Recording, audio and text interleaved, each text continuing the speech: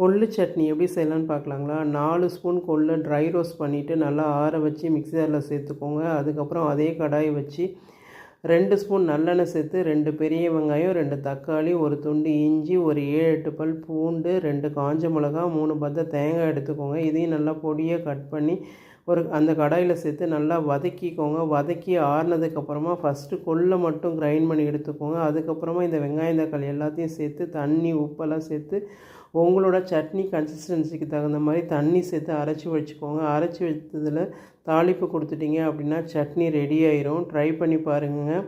இன்றைக்கி நாங்கள் இந்த கொள்ளு சட்னி கூட ரத்தசாலி அரிசியில் செஞ்ச இட்லி மாவு இருந்துச்சு. அந்த மாவில் தான் நாங்கள் தோசை ஊற்றினோம். நீங்களும் ட்ரை பண்ணி பாருங்கள். இதில் நிறைய ஹெல்த் பெனிஃபிட்ஸ் இருக்குங்க. இந்த வீடியோ உங்களுக்கு பிடிச்சிது அப்படின்னா லைக் பண்ணுங்கள், ஷேர் பண்ணுங்கள், மறக்காமல் சப்ஸ்கிரைப் பண்ணுங்கள்.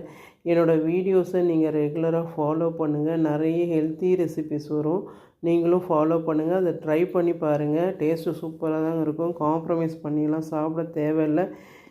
தேங்க்ஸ் ஃபார் வாட்சிங். இன்னொரு வீடியோவில் பார்க்கலாம். பாய்.